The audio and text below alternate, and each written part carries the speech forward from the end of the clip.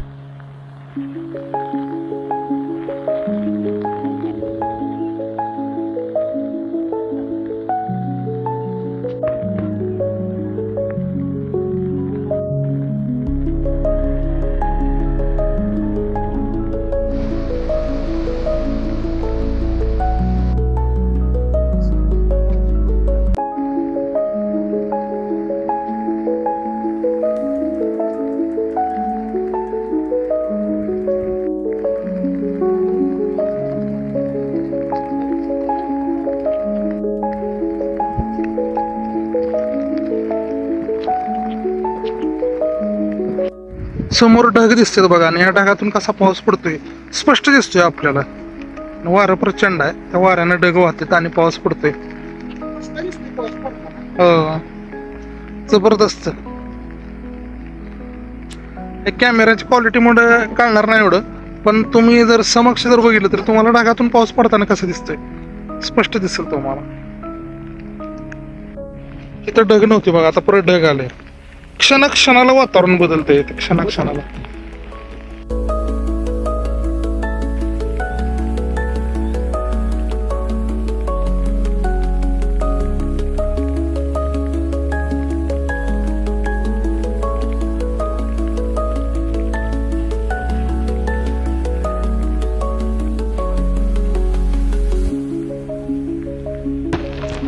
समोर दिसत असणार आहे कनेर धरण आहे बघा.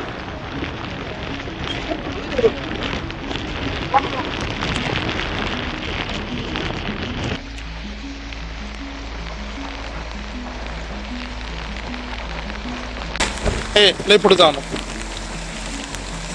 वारं खालनं प्रचंड असल्यामुळे पाणी बघा उलट वाटतं धबधब्यात.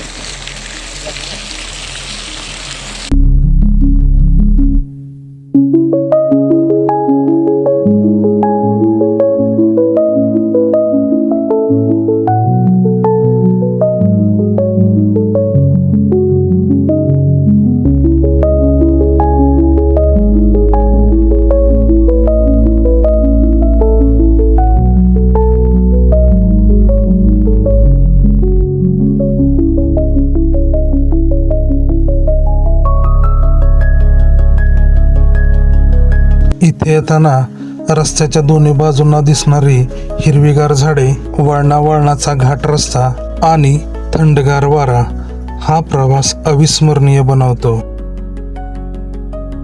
या डोंगरांची भव्यता, मंदिरातील तो गारवा आणि महादेवासमोर मिळालेली मनाची शांतता, हे सगळं आता माझ्या प्रवासासोबत माझ्या मनात कायम राहणार आहे. जर तुम्हाला हा ब्लॉग आवडला असेल तर लाईक करा आणि कमेंट करा. माझ्या या चॅनलला सबस्क्राईब करा.